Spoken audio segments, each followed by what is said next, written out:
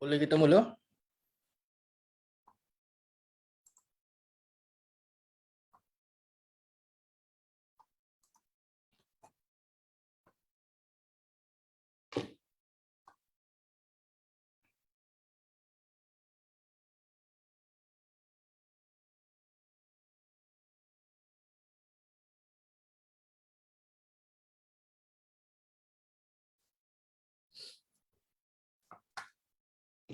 Okey, bismillahirrahmanirrahim. Assalamualaikum warahmatullahi wabarakatuh.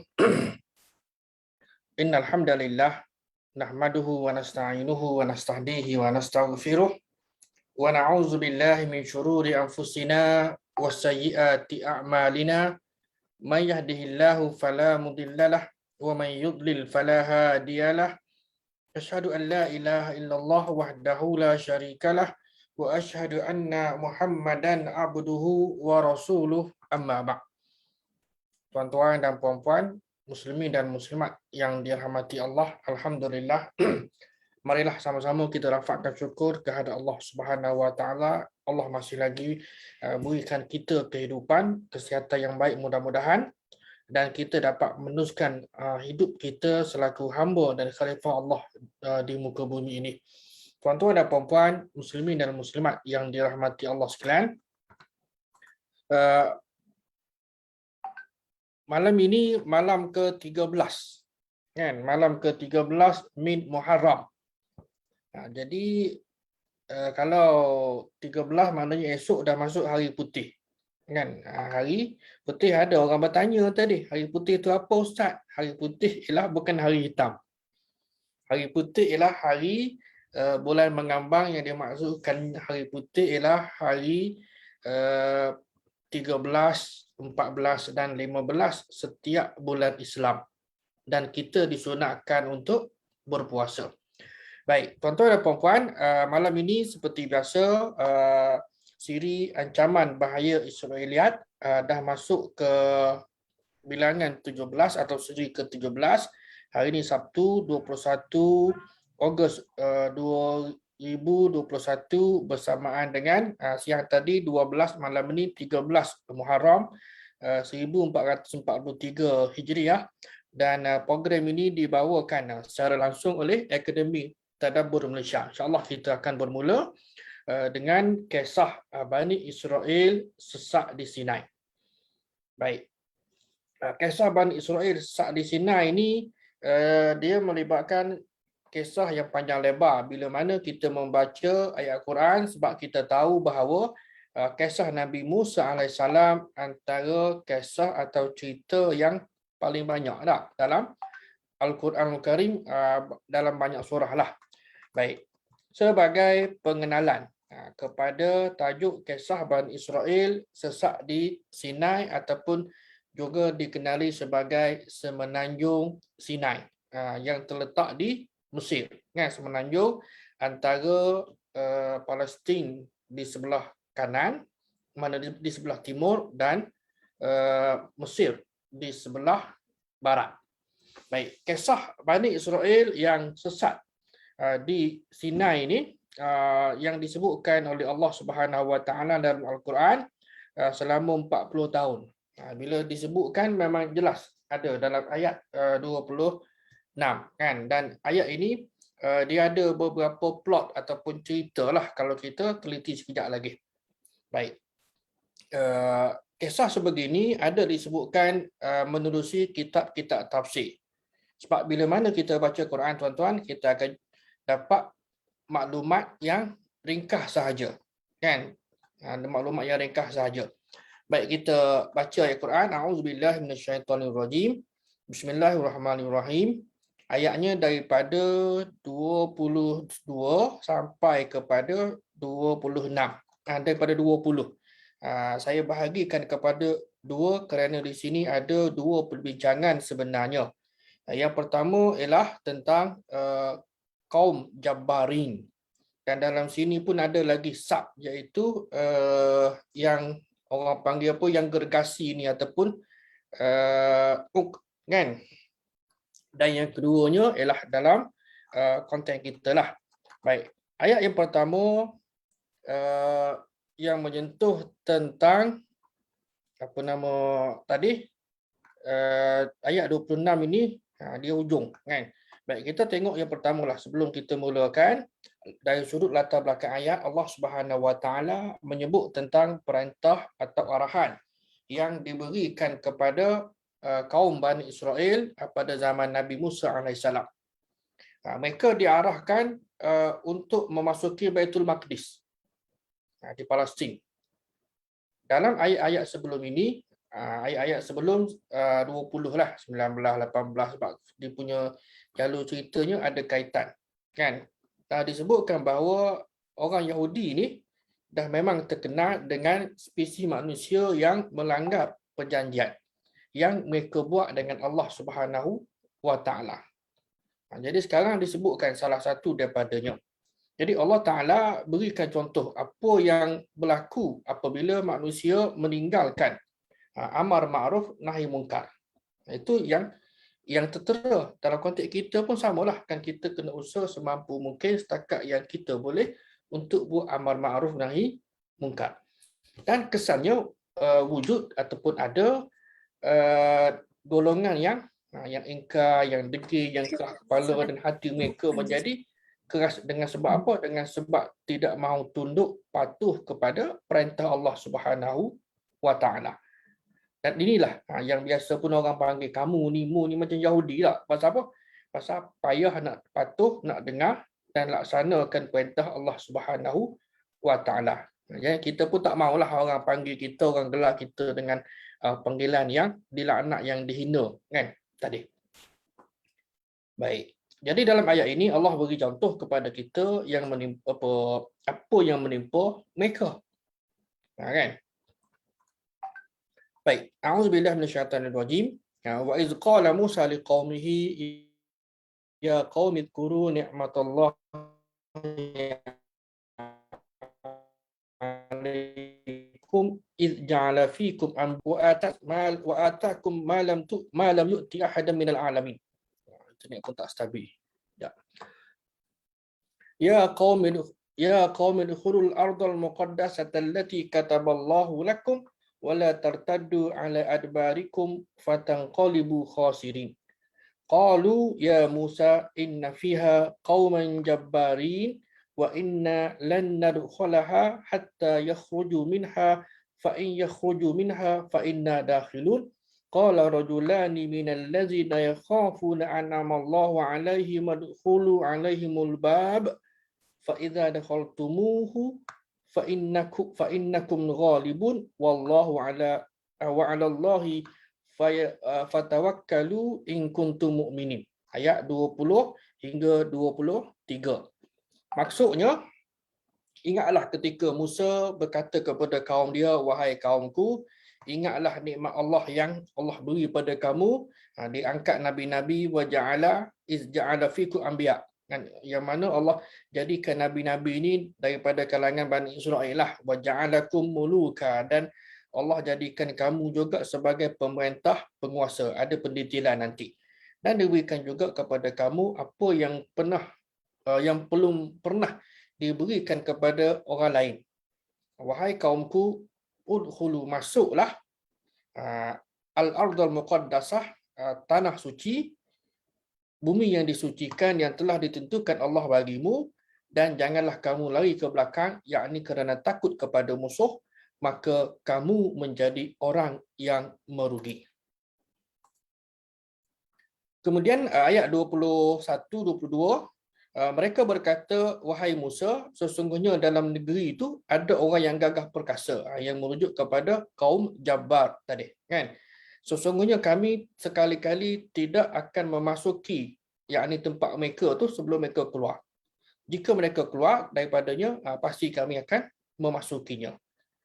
Berkatalah dua orang antara yang takut kepada Allah tadi, yang mana Allah beri nikmat kepada mereka, serbulah mereka melalui pintu gerbang yang di kota itu, maka bila kamu masuk, nescaya kamu akan menang, dan hanya kepada Allah hendaknya kamu bertawakal, wa 'alallahi tawakkalu, jika kamu benar-benar orang yang beriman. Baik. kita dapati bahawa ayat ini Allah Subhanahu Wa Taala cerita tentang hamba dan rasul dia, yakni Nabi Musa alaihissalam. Dan sekaligus kalimullah, iaitu orang yang berbicara dengan Nabi Musa, iaitu Musa bin Imran alaihissalam, yang berkaitan dengan peringatan yang disampaikan oleh Nabi Musa kepada kaum dia tentang nikmat-nikmat Allah yang beri kepada mereka itu cukup banyak. Cukup banyak nikmat yang diberikan kepada mereka. Baik, latar belakang. Kemudian, masuk kepada ayat pertama. Masuk pada ayat pertama, bila Musa berkata kepada kaum dia, ulang balik tadi, wahai kaumku, ingatlah nikmat yang Allah beri pada kamu. Yang pertama ialah iz ja'ala fikum anbiya. Allah jadikan dalam kalangan kamu nabi-nabi. Kita pun maklum tuan-tuan, kan bahawa Bani Israel ramai nabi. Kan, ramai nabi dan rasul. Baik.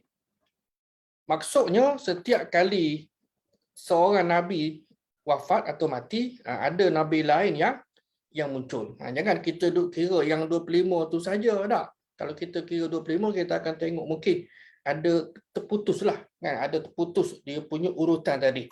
Sedangkan ada nabi lain yang mungkin tidak termasuk dalam 25, tapi dia masih lagi rasul. Kan? Bab rasul ada 313 dah, kan? Baik. Jadi maka ada nabi lain yang muncul daripada mereka yang berlangsung sejak Nabi Ibrahim dan nabi-nabi selepas dia. Di tengah tu masih terus yang tetap ada nabi yang sentiasa menyeru manusia untuk menyembah Allah Subhanahu Wa Taala dan juga memperingatkan mereka terhadap azab-azab Allah sehingga diakhiri oleh Nabi Isa bin Maryam. Habis bila nabi ujung sekali Isa bin Maryam sebagai last keturunan Bani Israel. Lepas tu datanglah Khatamul Anbiya wal Mursalin, Nabi kita sallallahu alaihi wasallam yang bernasab kepada Ismail bin Ibrahim. Kan, Ismail bin Ibrahim bin apa? Ibrahim bin apa ni tuan-tuan? Ibrahim bin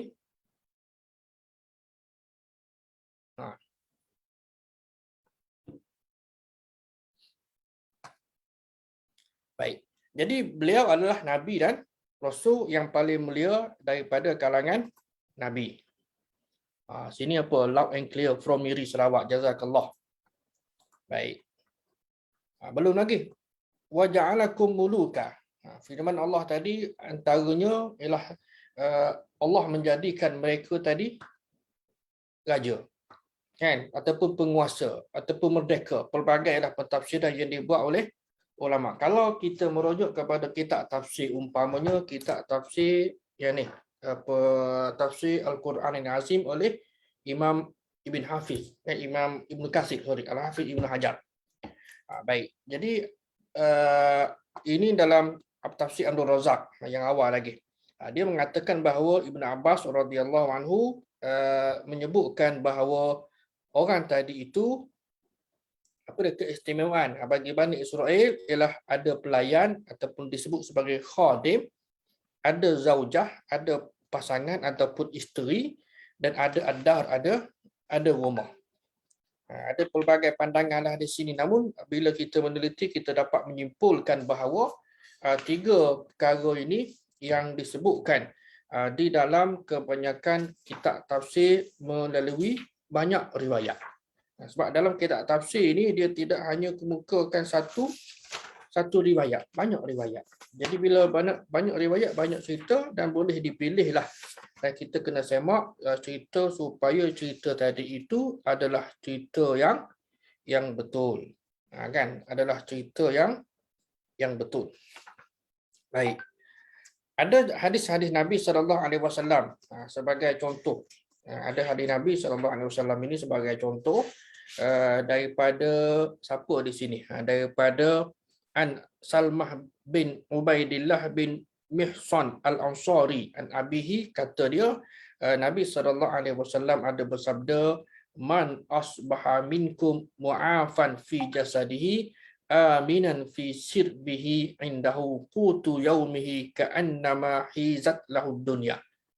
Siapa yang bangun pagi dengan tubuh yang sihat, hatinya merasa aman dan dia memiliki makanan untuk hari itu, maka seolah-olah dia diberikan kepadanya, seolah-olah diberikan kepadanya dunia dengan segala isinya. Baik. Jadi apa yang boleh kita faham? Kan? Apa yang boleh kita faham? Jadi bila kita bangun pagi dengan tubuh yang sihat, yang pertama sekali kita nak bayangkan sakit. Kan? Kalau sakit tara mana? Kan? Yang teruk menyebabkan kita ni tak boleh bangun ataupun juga separah sakit kan boleh bangun. Tapi memang nak bergerak, nak angkat kaki ke nak angkat lengan tangan pun sakit contohlah kan. Jadi kalau makanan banyak pun, makanan yang sedap-sedap pun tidak ada gunanya kerana jiwa kita sakit, tubuh badan kita sakit. Jadi dia memiliki, kata Nabi SAW, hadis ini hadis hasan. Ada dua riwayat daripada Sunan At-Tirmizi dan juga Sunan Ibnu Majah. Yang pertama adalah daripada Ibnu Majah dan yang keduanya daripada Sunan At-Tirmizi yang dia punya matan hadis ataupun teks hadis adalah lebih kurang samalah. Baik. Jadi balik pada yang tadi, dalam tafsir Ibnu Katsir misalnya ada disebutkan dalam memberikan penjelasan wa ja'alakum muluka. Qala al-khadim wal mar'atu wal bait. Kan? Daripada Al-Hakim daripada Ibn Abbas. Ada khadim maknanya ada pembantu ataupun situ sebut ditulis pelayan. Al-mar'ah perempuan merujuk kepada isteri lah kan, ada wanita, dan yang ketiga ialah ad-dar, ada al-bait, ada rumah. Jadi itulah yang menyenangkan seseorang. Mungkin kita sebahagiannya ada pasangan kan, ada suami ataupun ada isteri, kemudian yang kedua ada pembantu. Yang ni tak semua orang ada pembantu tak apalah kan, kalau orang yang ada pembantu alhamdulillah. Yang ketiga okey ada rumah. Tak kiralah rumah sewa ke, rumah yang dimiliki ke kan, asalkan rumah yang luas, yang selesa mengikut keperluan kita lah. Baik. Belum sampai konteks lagi ni. Kan?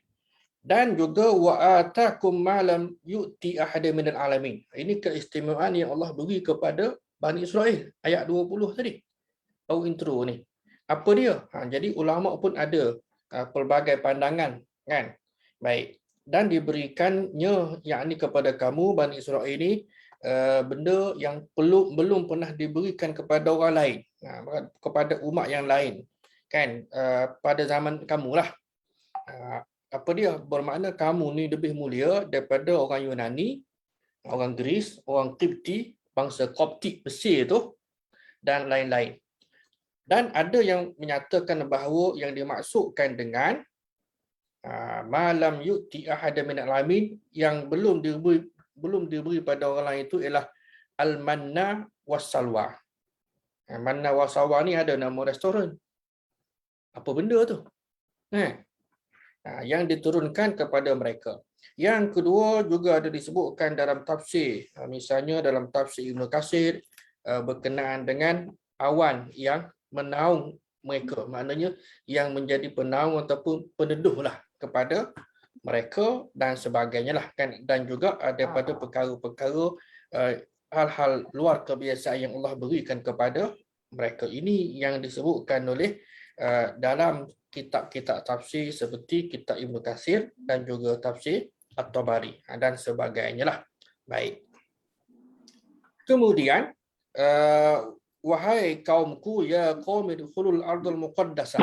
Wahai kaumku, masuklah kamu ke dalam tanah yang disucikan, bumi yang disucikan. Baik. Wahai kaumku, masuklah kamu ke tanah suci yang telah ditentukan oleh Allah Taala kepada kamu. Kita tidak bincang satu persatu ya. Kita nak suluh, kita nak tengok mana aspek Israiliyat. Kan allati kataballahu lakum, yang Allah telah tentukan kepada kamu, wala tartaddu ala adbarikum fatanqalibu khasirin. Jangan kamu lari ke belakang kerana takut pada musuh, maka jadilah kamu orang yang rugi.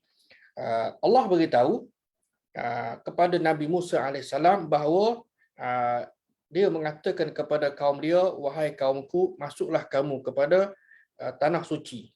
Dan ulama bincang, ulama bincang al-ardul muqaddasah, yakni al-ardu mutahharah, tanah yang suci dalam erti kata yang disucikan. Sebab bila kita menyebut perkataan Baitul Maqdis, ni saya ingat bahasa belajar dulu lagi, pensyarah kami disebut dua. Kan? Yang pertama, sebutan yang betul ialah Baitul Maqdis. Yang kedua ialah Baitul Muqaddas. Baitul Muqaddas. Kalau Baitul Muqaddis, rumah yang disucikan. Sedangkan rumah tadi Allah lah yang menyucikan. Baitul Muqaddas. Maka yang biasa kita sebut ialah Baitul Maqdis. Baik. Berkenaan dengan ucapan Nabi Musa AS, Sufyan Al-Thawri menceritakan daripada Ibn Abbas, yang dimaksudkan dengan Al-Ardu Muqaddasah itu ialah Tur Saina, di Sinai, kan? Di Sinai, bukan Ardul Muqaddasah ni di Kaabah dak ni, kan, di Mekah dak. Ialah Bukit Sinai dan kawasan sekitarnya. Dan perkara yang sama juga disebutkan oleh beberapa ulama lain lah, seperti Mujahid dan sebagainya. Dan ulama berbeza pandangan. Namun dalam banyak-banyak ni yang ada yang mengatakan itu dan ini, kebanyakannya merujuk kepada Baitul Maqdis yang terletak di Palestin ataupun Jerusalem hari inilah. Baitul Maqdis ni kan dengan Masjid Aqsa tu.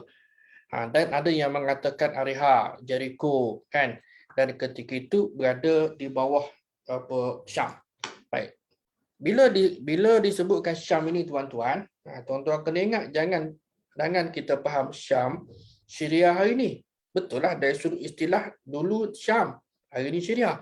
Tapi ruang lingkup dia, kan, bila sebut wilayah Syam merujuk kepada Syria, Jordan, Lebanon dan Palestin. Kan? Maknanya malah sebenarnya Sinai pun masuk di bawah nama Syam. Kan? Di bawah nama Syam. Jadi oleh sebab itu kalau disebutkan juga yang berada di bawah Syam, okeylah. Ada juga yang kata dia ni kawasan Damsyik. Kan, kawasan Damsyik merujuk kepada makna Syam itu secara literal, secara bahasa. Ada yang kata di Palestin yang tadilah, dan ada kata sebahagian daripada bumi Jordan. Ini disebutkan dalam tafsir At-Tabari. Yang jelas juga ialah tempat ini adalah tempat tinggal Nabi Allah Yaqub sebelum sebelum baginda pergi ke Mesir, tempat Nabi Yusuf. Okey, settle. Kemudian masuk kepada isu lah, kan, kata Musa, qalu, mereka berkata kepada Nabi Musa, mana kaum dia ni kata kepada Nabi Musa, bila mana Nabi Musa suruh kaum dia masuk ke tempat tadi, kan, suruh masuk ke tempat tadi, maka respon daripada kaum dia ni, biasa kaum dia ni adalah kaum yang patuh ke kaum yang tak patuh. Kalau yang jadi Muslim tidak argue, terima saja. Kan? Ini yang biasa, sebab kita dah maklum orang Israel ni, orang Yahudi ni, banyak yang ingkar kepada perintah Nabi dia. Hanya segelintir sahaja yang patuh dan taat kepada Nabi mereka. Baik, mereka berkata, wahai Musa, inna fiha, sesungguhnya di negeri tadi, Al-Ardul Muqaddasah tadi itu, ada satu kaum Jabbarin. Kaum yang Jabbar di sini ialah yang jenis gagah perkasa. Sesungguhnya wa inna lan nadkhulaha, kami ini takkan masuk ke negeri tadi, ke tempat tadi sehingga mereka keluar. Fa in yakhruju minha, kalau mereka keluar ataupun bila mereka keluar, kan, jika mereka keluar daripadanya, dan kami akan masuk. Baik, ayat ini bermaksud mereka, yakni kaum Nabi Musa, bagi alasan bahawa di negeri tersebut yang kamu perintahkan kepada kami untuk masuk dan memerangi penduduknya, di situ ada satu kaum yang gagah berani. Yang disebutkan dalam sebahagian kitab tafsir ni, ini yang ceritanya, dan sebahagian kitab tafsir yang mana kaum ini mempunyai tubuh badan yang besar dan sangat kuat. Macam gergasi. Mungkin tuan-tuan pernah dengar dah berapa besar dan tinggi mereka ni. Ada berapa besar dan tinggi mereka ini ada disebutkan. Walhal kalau kita merujuk kepada ayat Al-Quran Al-Karim, hanya disebutkan kaum menjabarin, kaum yang kuat, itu je. Allah tidak mendetailkan, dan ada hadis-hadis Nabi juga tidak memberikan perincian penjelasan tentang mereka. Sebab kita tahu di sebalik nas baik Al-Quran maupun hadis, yang penting ialah ibrah, pengajaran daripada ayat ataupun hadis yang disebutkan tadi. Bukannya nak tahu detail. Kan, aku lah pula lepas ni tanya pula berapa ramai mereka. Kan, mereka tu hidup daripada bila ke bila mereka hidup. Kan, hari ni ada lagi tak spesies yang macam ni. Kan, kukuk lah. Tanya. Kan. Dan kata umat Nabi Musa ni, kami tak sanggup nak lawan. Kan, kami tak sanggup nak lawan mereka golongan yang jabbar ni. Tak mungkin bagi kami boleh masuk selagi mereka ada di negeri tadi. Jika mereka dah keluar dari negeri tadi, barulah kami boleh masuk, dan kami tidak ada kemampuan untuk nak lawan mereka. Baik. Kata Dr. Muhammad bin Muhammad Abu Syahbah dalam buku dia, kebanyakan ahli tafsir yang menyebutkan kisah ini adalah kisah yang Israiliyat lah, yang dusta, yang bohong, kan, yang dibuat ataupun direka-reka oleh Bani Israel tentang kebesaran, kemampuan yang gagah perkasa. Antaranya ialah terdapat Aus bin Inaq bin Ibni Adam. Saya tengok dalam beberapa versi ditulis binti Adam. Bila saya refer kepada kitab-kitab tafsir, ada binti Ibnu Adam, anak Nabi Adam. Cuma ahli tafsir ini dia tidak menyebut nama siapakah anak Nabi Adam itu, kan. Jadi kita tahu yang ini pun tak betul juga ni dari sudut sumber, sebab kan tidak ada riwayat yang sahih yang menyebutkan tentang nama mereka ini. Yang ini adalah riwayat yang tidak sahih. Baik, sebagaimana yang disebutkan oleh Dr. Muhammad Abu Syahbah tadi. Dan ini merupakan berita ataupun cerita yang memalukan. Kan? Kerana apa? Dia nak cerita ada makhluk yang besar. Kan? Makhluk yang besar macam kisah gergasi lah. Kan? Dan dia juga ada kaitan, sebahagian menyebut dengan Aus ataupun juga dengan Uj, kan, pun ada. Kan? Yang tingginya, kalau dalam konteks cerita Nabi Nuh, dulu pun ada. Yang tingginya adalah 3,000 hasta. Bayangkan, 3,000 hasta. Kalau kita ni, kita ambil satu kaki lah secara mudah, kan. Kita ni berapa hasta? Kalau 5 kaki lah, 6 kaki. Mana 6 hasta lah, ukuran mudah tak, supaya kita dapat gambarkan, bayangkan. Itu yang kisah pada zaman Nabi Nuh. Juga adalah kisah yang palsu lah, kan. Sehingga dia tidak mau naik bahtera Nabi Nuh, kan. Itu kita belum cerita lagi. Baik, ada pun cerita yang ni, Aus bin Inash binti Ibnu Adam ini, yang disebutkan dia tinggi 3,333 dan 1/3. Mana poin 3 tu adalah 1/3 hasta. Kalau secara mudahnya 3,300, kan, 3,300 hasta. Lebih kurang yang tadilah, lebih kurang kisah Uj bin Uq tadi, kan, yang 3,000 hasta tingginya. Baik. Jadi dia merupakan kisah yang boleh terima tak terima, terpulang pada tuan-tuan lah, kerana ada disebutkan di dalam Sahih Bukhari dan Sahih Muslim, Nabi menyebut bahawa sesungguhnya Allah Ta'ala ciptakan Adam dengan tinggi 60 hasta. Kalau 60 dengan 3,000 ni, berapa kali ganda? Kalau 60 dengan 300, 60 kali 5 kali ganda. Kalau 3,000, 50 kali ganda. Kan? Sedangkan Nabi Adam AS itu adalah manusia pertama yang diciptakan Allah Ta'ala. Jadi fikirlah secara logik. Kok-koklah pula mungkin tuan-tuan kata boleh jadi Allah ciptakan. Memanglah dari segi kuasa Allah berkuasa nak menciptakan apa saja. Tetapi perlu diingat, perlu diketahui kan. Logik akal juga kan kena ambil kira dalam bab agama. Tengok keadaan lah kan. Memang kita tahu bahawa bab logik akal ni bergantung kepada keadaan perkara ataupun peristiwa seperti Isra' dan Mi'raj. Okey. Logik akal okey KIV. Kan kena iman sepenuhnya. Bab penciptaan kena ambil kira lah kan. Baik, dan ketinggian itu terus berkurang sampai sekarang. Macam yang kita dengar lah cerita-cerita ni. Kalau dulu okey kita ni tinggi sekian-sekian, tapi lama kelamaan okey ibaratnya dimakan bumi orang kita makin pendek. Tak tahulah. Baik.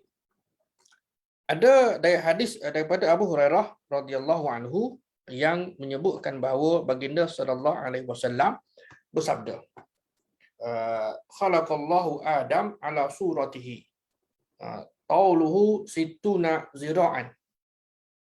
Sini kan dia punya bukti. Dalam hadis ini Allah jadikan Adam dalam bentuk dia tauluhu situna zira'an. Tinggi dia, taul ni panjang, makna tinggi dia adalah 60 hasta. Falamma khalaqahu qala izhab fasallim ala ulaika nafaril minal malaikah julusun fastami' ma yuhayyunaka fa innaha tahiyyatuka wa tahiyyatu dzurriyyatika qala assalamu alaikum faqalu assalamu alayka wa rahmatullah fazaduhu wa rahmatullah fakullun man yadkhulul jannata ala surati Adam falam yazalil khalqu yang kusu ba'du hatta al-an. Baik, hadis ini daripada Bukhari, nombor 3326 dan juga ada hadis Muslim. Saya tunjukkan Bukhari saja. Maksudnya Allah ciptakan Nabi Adam AS dengan ketinggian 60 hasta. Ini sebagai syahid, makna bukti bahawa Nabi Adam sebagai manusia pertama yang saya katakan tadi tingginya 60 hasta. Tak tahulah sama ada tuan-tuan boleh terima tak boleh terima. Kan bahawa ada manusia yang lebih tinggi, lebih besar, lebih tinggi 3000 hasta. Kemudian Allah Taala kata kepada Adam, pergilah wahai Adam, bagi salam kepada mereka, bagi salam kepada puak-puak malaikat. Kan lalu dengarlah apa yang dijawab. Kamu dengar apa yang mereka jawab kepada kamu nanti. Maka Adam pun pergilah. Kan. Jumpa dengan malaikat bagi salam, fa innaha tahiyyatuka, kan. Jadi lalu dengarlah apa yang mereka jawab, itulah salam bagi engkau dan bagi zuriat kamu. Lalu Adam pun pergilah jumpa malaikat, kan. Adam pun jawab assalamu alaikum, kan, maknanya salam sejahtera kepada kamu wahai malaikat. Faqalu, mereka jawab assalamu alaika. Kan, mereka jawab assalamu alaika. Pasal single kan, antara kum dengan ka. Habis kita ini tuan-tuan, kita pergi ke rumah, kita jumpa kawan seorang. Mengapa kita menggunakan kum? Assalamualaikum. Dah sebagai satu ucapan yang standard. Dah dipatternkan begitu. Sedangkan kalau bila kita mengaji bahasa Arab, kalau seorang kita ucap assalamualaikum. Macam kita baca tahiyat. Assalamu alayka ayyuha. Kan? Kita tak baca assalamualaikum. Kan? Ulama ada berbeza pandangan lah, namun membenarkan atas dasar litakzim, untuk nak memuliakan, kan? Dan untuk nak memuliakan orang yang kita hadap cakap tadi. Kan? Baik. Habis yang dalam solat, solat tu kita ikutlah kerana Nabi SAW ajar skripnya begitu. Jangan kita mana-mana pula, kan? Kita pun tambah assalamualaikum, kan. Baik, jadi dan malaikat pun bila Nabi Adam bagi salam, malaikat jawab assalamualaikum, salam sejahtera kepada kamu wahai Adam, kan, warahmatullah. Ini fazadahu rahmatullah, dan mereka tambah rahmatullah, semoga kamu beroleh rahmat Allah, kan. Itu sebab tuan-tuan dan puan-puan yang dirahmati Allah, mungkin saya dah cerita dah sebelum ini. Orang Mesir ni, orang Arab Mesir ni dia suka ucapan dia barakallah, barakallah, hayakallah, kan. Dalam ucapan dia yang jenis sederhana lah, yang beriman, yang jenis sekular pun ramai juga, tak ada masalah. Yang sebahagian daripada mereka mungkin dari bi'ah suasana kami pelajar Azhar di sana, kita duduk dalam mungkin komuniti dan kita pun pilih komuniti yang baik-baik supaya kita pun menjadi baik, kan. Sebab persekitaran juga boleh membentuk sahsiah kita, kan. Kita duduk dalam kalangan siapa kawan kita tak, yang sentiasa mengajak untuk melakukan kebaikan demi kebaikan. Jadi orang Mesir ni biasalah disebut barakallah, kan. Bila kita buat suatu benda, di samping kita ucap jazakallah, barakallah, hadakallah ataupun hayakallah dan sebagainya, artinya semua tadi adalah doa daripada dia kepada kita. Tu style dia, kan. Jadi bila kita nak talikan dengan Islam, bermakna itu adalah ungkapan doa. Tuhan terima tak terima lain cerita. Baik, jadi fazadahu warahmatullah, mereka tambah rahmat Allah. Maka kata Nabi sallallahu alaihi wasallam lagi, wa fakullun man yadkhulul jannah ala surati Adam. Siapa yang masuk syurga, maka setiap yang masuk syurga dalam bentuk Adam, kitalah manusia dah, kan.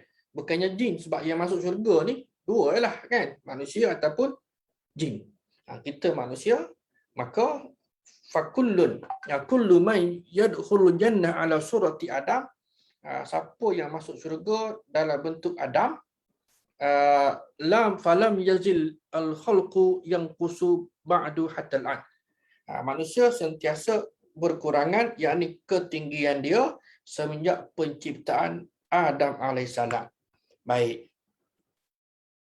Kemudian Imam Ibn Hajar menerima kesayangan hadis ini dan dia kira bahawa hadis ini adalah menjelaskan perihal kejadian awal penciptaan Nabi Adam alaihissalam sebagaimana dia tulis dalam kitab dia Fathul Bari, kan, kitab syarah bagi Sahih Bukhari oleh Imam Ibn Hajar Al-Asqalani, ialah bernama Fathul Bari bi Syarah Sahih Al-Bukhari. Dan kata Imam Ibn Hajar ini, secara zahirnya ketinggian yang keterlaluan itu pada awal penciptaannya, kan. Menurut zahir hadis yang sahih ini, bahawa Nabi Adam pada awalnya diciptakan 60 hasta. Dan ini adalah pendapat muktamad, maknanya semua orang timur. Habis orang tanya balik, bila kita dibangkitkan, dia tak ada di sini ni, kan. Kalau dalam penjelasan ada, kita dibangkitkan nanti, bukan setakat dah masuk syurga. Masuk syurga kita tinggi berapa, tuan-tuan? Ini perbincangan, kan. Perbincangan perkara gaib. Tinggi berapa, kan. Tinggi berapa disebutkan bahawa tinggi adalah tinggi Nabi Adam. Maknanya 60 hasta. Kan. Jadi sebelum nak masuk syurga ni, pertama sekali dibangkitkan daripada kubur pada hari kiamat nanti pun juga tingginya adalah 60 hasta. Oleh yang demikian, maka manusia pada masa tu dah sama tinggi belaka. Tidak ada yang rendah, walaupun pada hayat dunia dulu dia ni pendek, kan, contohlah pendek ke katek ke, kan. Jadi bila dibangkitkan, semua manusia adalah sama tinggi belaka, iaitu dengan ketinggian awal kejadian 60 hasta, kan. Ini ada sumber lah. Baik. Jadi merujuk kepada kaum Jabarin tadi, bab kata Dr. Muhammad Abu Syahbah, maka antara riwayat Israiliyat yang ada dalam kitab-kitab tafsir ini berkenaan dengan kaum Jabarin tadi yang tingginya 3,333.3 hasta. 3,000 hasta lah kita kata tak. Mana sumbernya? Jadi bila kita baca, kita perhati tengok, kan? Bagi orang yang meneliti, bagi orang awam, bila dia dengar ceramah, payahlah, pasal dia mungkin tak dapat nak cari, tak dapat nak mendapatkan sumber tadi. Kan? Kalau macam saya lah kata, okey saya dengar, saya akan cari. Betul atau tidak? Cerita ni. Kita jangan kata betul atau tidak, jangan cepat melatah, jangan cepat respon. Ini salah, tak boleh. Kan kena mencermati suatu isu, kan kita semak dulu, kan kalau ada pelbagai pandangan pendapat, juga kena perhalusi pendapat tadi. Jangan emosi, jangan sentimen, kan. Kalau majoriti kata ya, kita kena iyalah, kan. Ataupun contohnya, okey, sebahagian besar mengatakan ya dan sebahagian kecil mengatakan tidak. Maka saya atas dasar kejujuran ilmiah, saya kena cerita sedemikianlah, kan. Begitu. Itu dipanggil amanah ilmu di dalam menyampaikan sesuatu maklumat yang ada di dalam mana-mana sumber yang berautoriti. Dan kita kena pastikan bahawa sumber tadi adalah sumber yang betul lah. Baik. Dia ada cerita. Antaranya ialah cerita yang ni sebagaimana ada di dalam kitab Ad-Durr Mansur oleh Imam Asyuti yang meninggal pada tahun 911 Hijriah.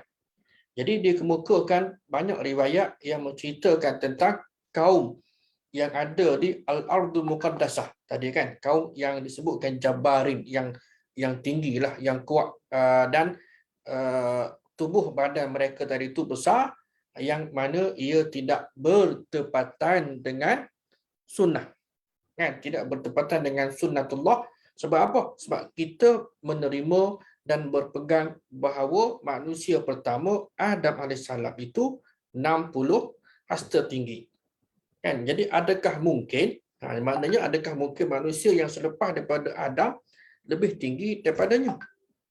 Itu khariqul adah, mencari adah. Di situ yang tidak tally dengan kejadian ataupun sunnatullah, kan. Dalam kejadian serta bercanggah dengan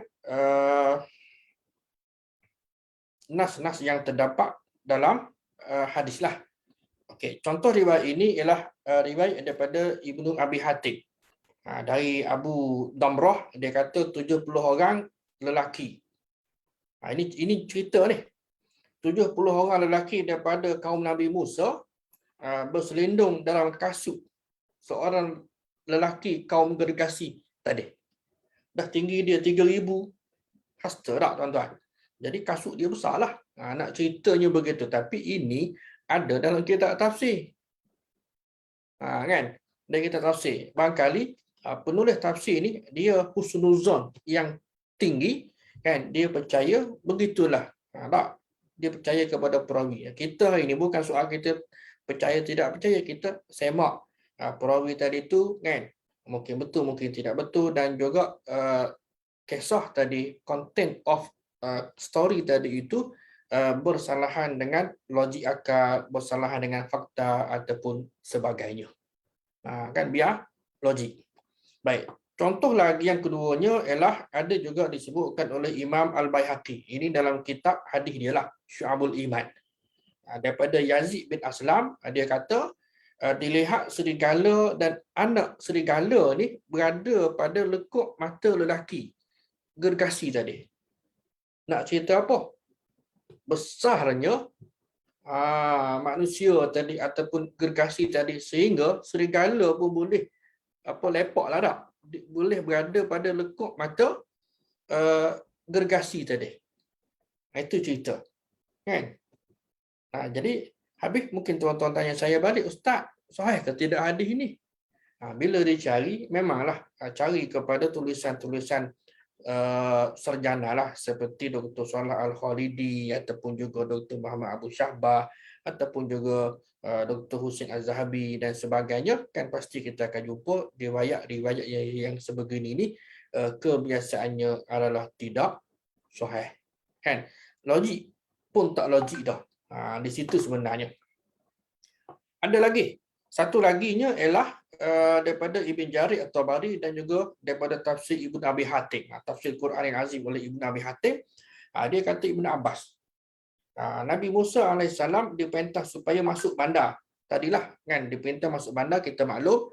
Dia pun maknanya Nabi Musa pun sampailah dekat bandar tadi itu, Ariha. Dikatakan begitu. Kan? Walaupun ada perbincangan tentang bandar tadi. Tak apalah. Maka Nabi Musa mengutuskan 12 orang. Hantar 12 orang pengintip kepada kaum tadi. Hantar 12 orang pengintip ataupun spy kepada kaum tadi, dan setiap kumpulan tadi tu kan seorang pengintip untuk mereka pergi pergi riki lah, kan, bawa berita dari kaum tadi, dan mereka pun masuklah bandar tu. Mereka tengok sesuatu yang amat menakutkan dengan tubuh badan mereka yang besar.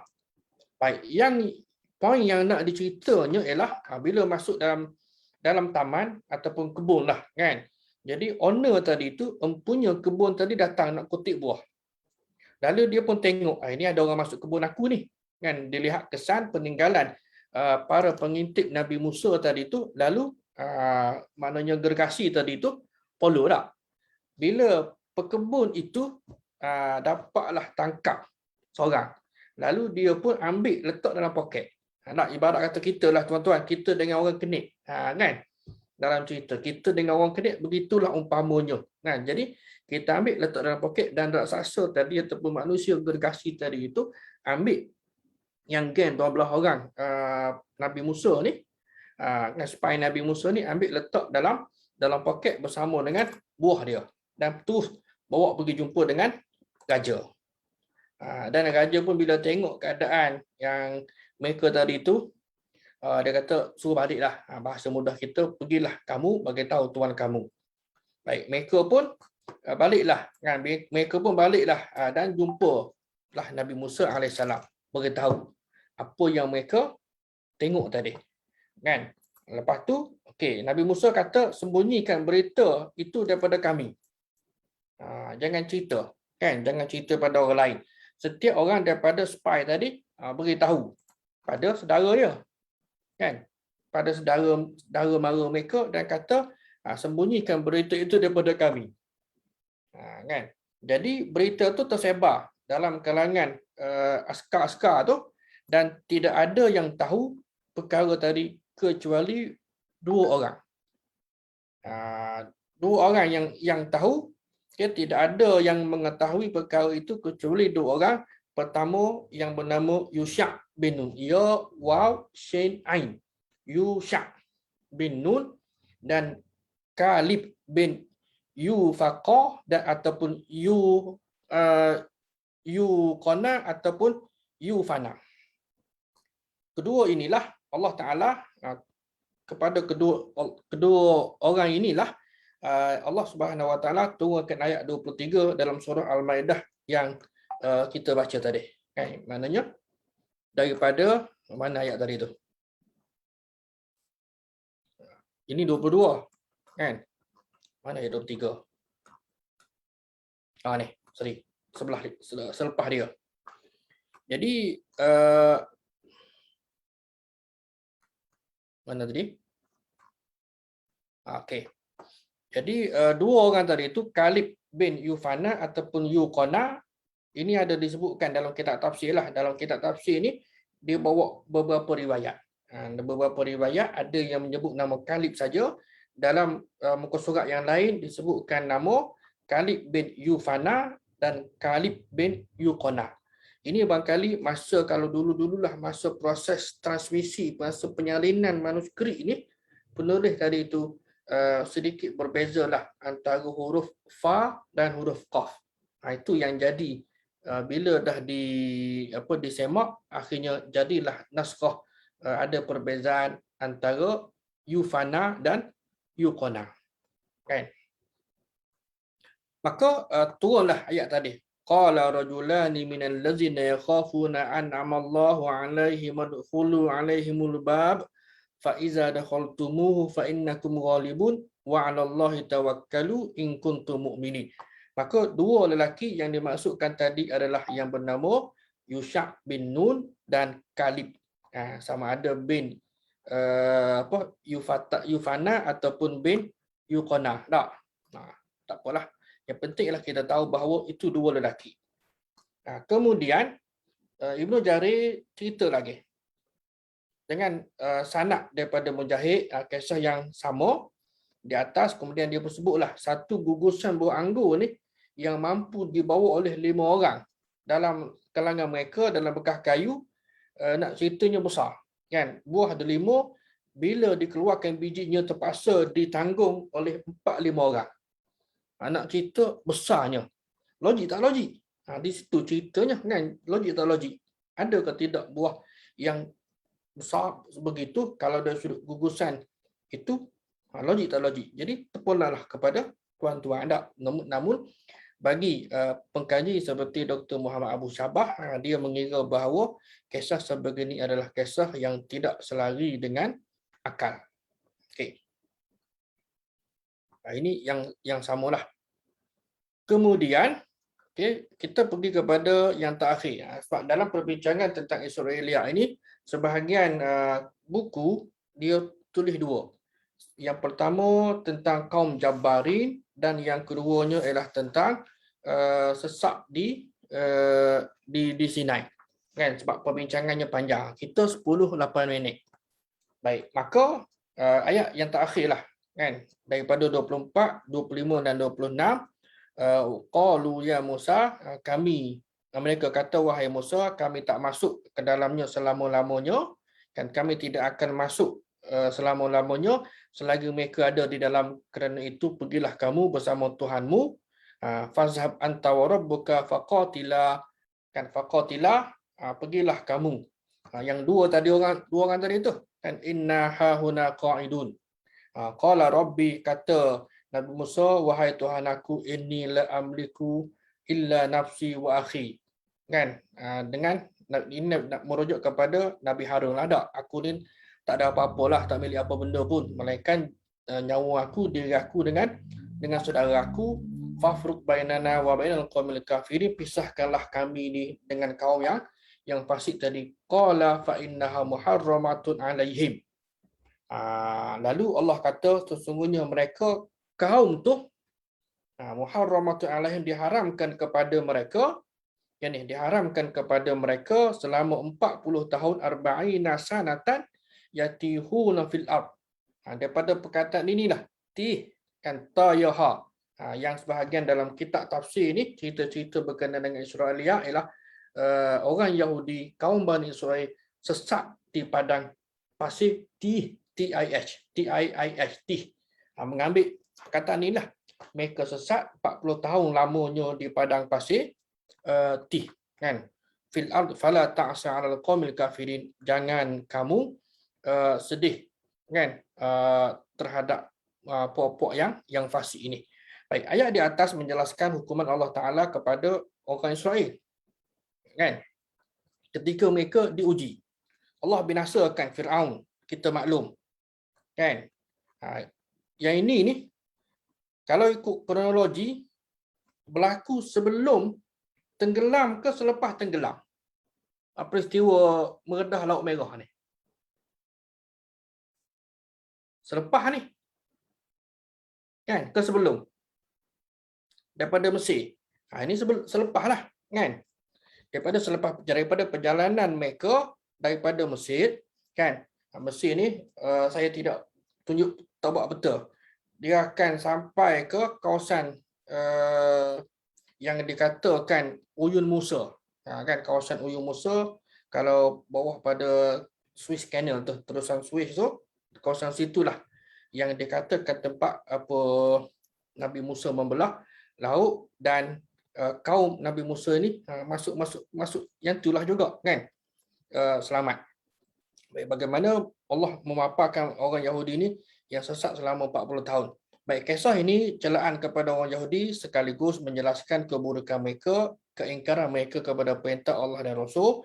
Mereka tak mau taat kan, dengan pelbagai sikap mereka lah, tak mau sabar kan, tekah kepala, tidak mau menyerang musuh sedangkan mereka diperintahkan dan sebagainya. Baik.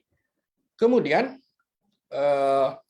ini boleh baca. Okey, berkenaan dengan petih ni yang kita baca tadi, Ibnu Jarir At-Tabari ada riwayatkan bahawa kisah ini dengan sanad dia daripada Rabi' yang berkata, apabila kaum Nabi Musa berkata kepadanya dan Nabi Musa mendoakan agar mereka dikenakan azab, maka Allah mewahyukan kepada Nabi Musa surah Al-Maidah ayat 26 yang kita baru baca sebentar tadi. Jadi cerita dia bila mereka berada di sini ni, ini cerita yang Israeliat ni, dia bercampur aduk. Kan? Dan para ulama duk cari di manakah tempat. Ada yang mengatakan di sekitar Tur Saina. Wallahu a'lam lah. Kan kalau Tur Saina ni tak boleh nak, saya sendirilah secara personal tak boleh nak imagine dalam konteks moden hari ni. Tapi kalau ditengok daripada puluhan tahun, tengok daripada gambar-gambar pun kawasan Mesir ni, contohlah tak, kawasan bukit bukan kawasan, memang dia tandus. Dia kawasan bukit batu dan juga ada bahagian tempat padang pasir. Di mana tempat sebenarnya? Wallahu a'lam. Namun berdasarkan kepada sejarah lah, dan pengalaman hidup di Mesir, belajar di Mesir, kalau ke Saint Catherine, kan tuan-tuan tarik nama Saint Catherine yang kita dah bincangkan hari itu, tempat yang menjadi tumpuan, tempat yang dikatakan wa kallamallahu Musa taklima, kan di Tur Saina, tak di Tur Sina. Jadi atas tadi ada gereja, ada surau kecil lah, kan ada masjid kecil, dan bukit dalam bukit, terpaksa naik berapa anak tangga, dekat dengan sekitar 1000 juga kot. Saya alhamdulillah lah sempat 4 kali, 3 kali musim sejuk, 3 kali musim panas dan sekali musim sejuk pada 25 Disember. Itu memang betul-betul atas bukit itu memang betul-betul mencabarlah, pasal biasanya orang naik tengah malam dan sampai waktu subuh atau sebelum subuh. Dia ada estimate time lah 3 jam ke 4 jam perjalanan proses pendakian. Pendakian pun jalan tu dah apa panggil?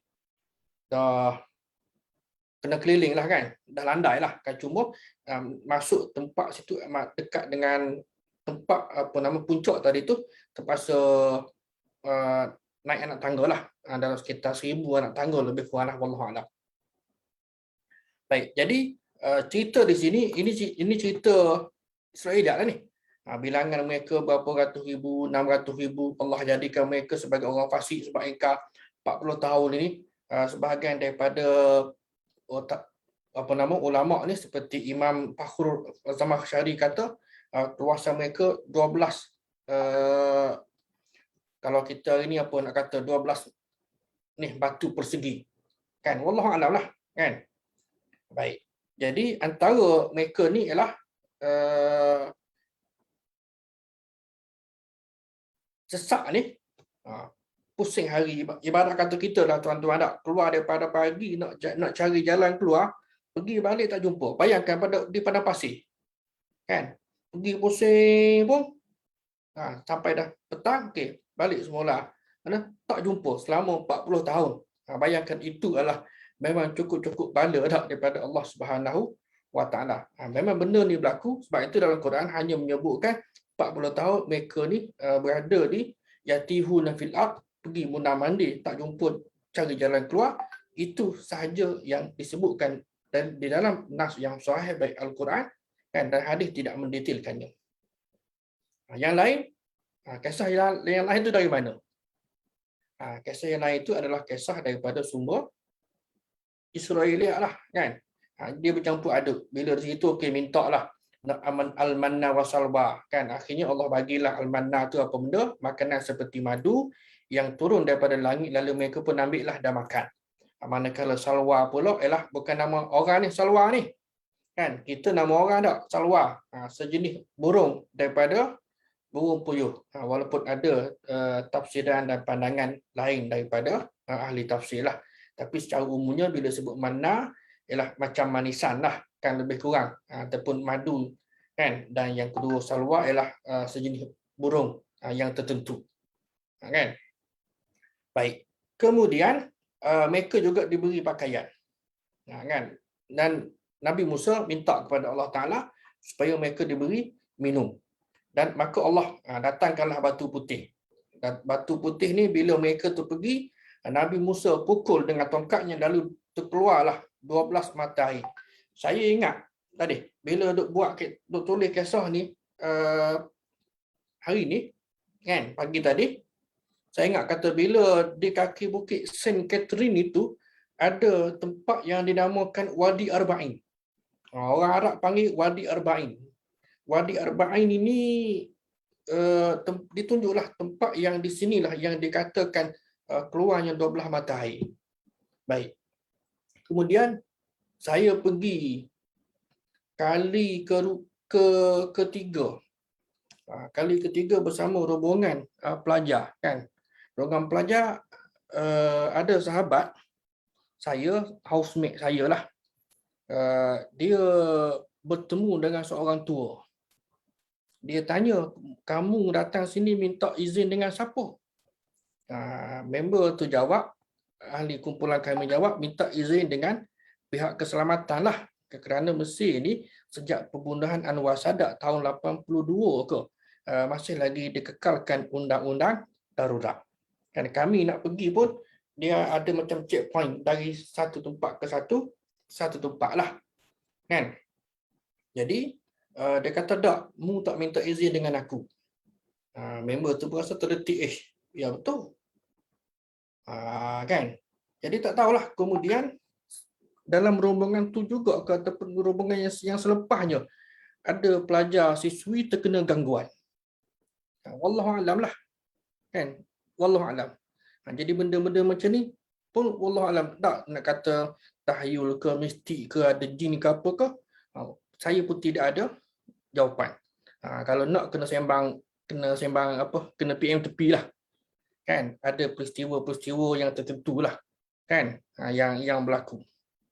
Baik, jadi yang penting tadi memang tempat tadi keras. Betul lah, ada batu.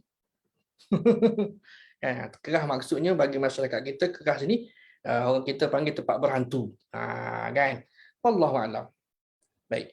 Jadi setiap puak kan yang 12 tadi itu dapatlah mata air. Mereka pun nak tahu tempat mana, nak dapatkan, dan begitulah diriwayatkan bahawa pakaian mereka itu tidak binasa dan tidak rosak. Jadi cerita-cerita sebegini sebenarnya tidak ada asas dan sandaran yang betul lah. Kan? Memang dengar seronok dah, apatah lagi ditambah perisa tokok tambah. Wallahu a'lam. Sebahagian ahli tafsir, sebagaimana saya sebutkan tadi, Imam Zamakhsyari dia kata bilangan mereka 600,000. Yang tadi tu, yang dalam peristiwa Exodus kan, contohnya yang terlepas daripada laut ni kan, rombongan yang dikejar daripada Firaun tu kan, 600,000 yang follow Nabi Musa kan, untuk nak pergi ke mana, ke Palestin sana kan, dan luas kawasan mereka adalah 12 batu persegi. Dan mereka menyebut bahawa batu tadi datang daripada syurga, bukan daripada bumi. Ada yang kata batu tu pula macam kepala manusia. Ada yang kata macam kepala kambing. Sumber mana? Sumber tidak ada. Cuma hanya sekadar pandangan, barangkali ada unsur mistik dan sebagainya kan, yang diriwayatkan oleh para pencerita lah. Kemudian ada juga yang kata panjangnya 10 hasta. Batu tadi tu kan. Dan juga ada 2 cabang yang menyala waktu gelap, dan juga macam-macam lah cerita yang ditokok tambah oleh golongan Yahudi. Sedangkan bila kita perhati kepada Al-Quran, tidak ada satu ayat pun yang menerangkan bagaimana ciri batu tersebut. Kalau batu tadi itu batu umum kan, batu sebarang batu lah, artinya dengan mukjizat Nabi Musa ni, Nabi Musa ketuk pukul mana-mana, maka terpancarlah air ataupun mata air daripada batu tadi tak. Begitu.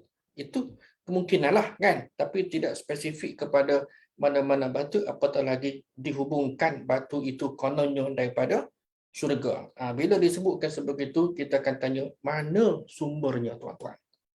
Tapi kita seronok kan, kita seronok. Begitulah juga Ibn Khaldun. Bila dia perhati tengok kan, dalam mukadimah dia tulis panjang lebar lah kan, kalau dalam buku ni dalam 1-2 muka surat. Saya buat conclusion jelas bahawa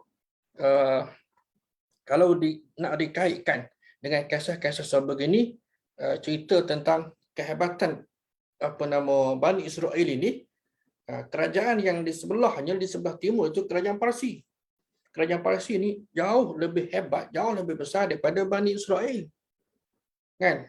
Itu benar. Kalau fikir secara logik, oleh kerana Ibn Khaldun ni ialah seorang tokoh sosiologi. Dia banyak mengkaji dari aspek sosiologi, tengok pun tak logik. Tapi tadilah bagi masyarakat kita, kan, bila diberikan ataupun dicogokkan dengan perkara sebegini, orang kita mudah percaya. Wallahu a'lam. Jadi disebutkan juga, Ibn Khaldun sebutkan juga bahawa kisah yang sabit dalam Israeliat ini ialah bilangan tentera Nabi Sulaiman yang 12,000. Yang tu ada, kan, berbanding dengan yang disebutkan oleh orang Yahudi dalam tema yang kita bincangkan. Jadi kesimpulannya yang penting ialah sebagaimana biasalah kesimpulan, bila kita mendengar suatu cerita, kita cuba bertanya kepada diri kita, boleh tak aku nak cari sumber? Kalau kita mampu bertanya kepada penceramah, lagi baik. Ustaz, ustazah, siapa-siapalah yang menyebut cerita tadi itu, boleh tak saya dapatkan sumber? Kalau dia seorang yang jujur, yang amanah, berjiwa besar, maka dia akan kongsikan, insyaAllah. Kan? Saya akan kongsikan. Nanti kalau masuk kuliah ini tak sempat dengan pelbagai kekangan ke apa ke, okey, ini kontak nombor saya ataupun tuan boleh hubungi saya, kan? Kalau PA saya ke siapa ke, saya akan berikan sumbernya, insyaAllah. Kan? Bukannya tidak mahu mengambil ataupun mendengar komentar, pandangan dan seumpamanya. Jadi saya kira sekadar itulah, tuan-tuan dan puan-puan yang dimuliakan Allah Subhanahu Wa Taala. Ada soalan ke? 1, 2 barangkali? Saya ingin bertanya, adakah Bani Israel sekarang ini mengaku Palestin tanah suci milik mereka disebabkan mereka guna alasan Allah pernah perintahkan mereka masuk tanah suci Palestin suatu ketika dahulu namun engkar? Kita maklum bahawa hari ini Baitul Maqdis itu sendiri adalah rebutan 3 agama. Kan? 3 agama dan terutama orang Palestin, kerana dari sudut latar belakang sejarah mereka memang betul lah berketurunan daripada Nabi Ishaq bin Yaqub, kan, yang berpusat di Palestin. Yang pusat di Palestin. Namun ada ceritalah apabila mereka ni dihalau disebabkan oleh keingkaran mereka, mana kita kata ginilah, dinafikan hak. Macam sultan lah, kan, walaupun secara nasabnya dia layak, tapi oleh kerana dari sudut legal, kan, dia sudah tidak layak. Ini Allah Subhanahu Wa Taala selaku pemilik alam semesta, pemilik manusia, dah umumkanlah bahawa mereka ini golongan yang ingkar, maka mereka tidak boleh lagi untuk menduduki Palestin tadi. Dia akan gunakan pelbagai lah dari sudut latar belakang sejarah lah, cerita Haikal, Sulaiman, macam-macam. Dan sampai kini pun isu Palestin ini tidak akan selesai sampai kiamat, kerana kalau kita kata kalau kesilapan lah, kan, mungkin perancangan PBB ke sejak beratus tahun lamanya untuk mewujudkan negara Israel ini di tempat yang asal bagi mereka.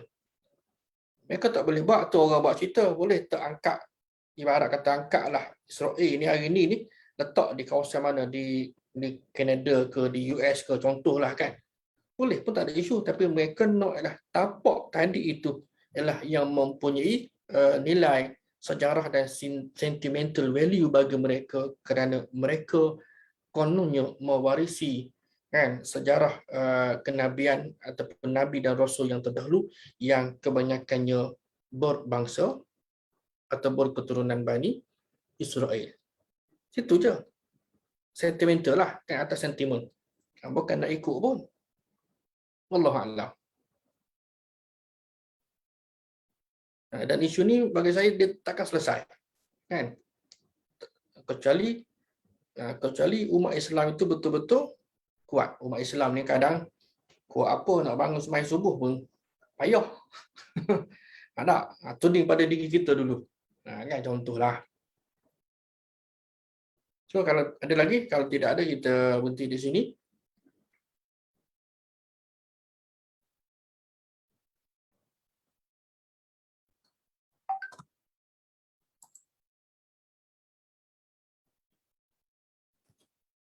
Yang penting sebenarnya bila kita baca ayat-ayat Quran ni kan, banyak lagi cerita-cerita yang bukan daripada sumber Israiliyat sahaja, sumber daripada mitos pun ada juga kan. Mungkin kita boleh tengok nantilah dalam siri-siri yang berikutnya.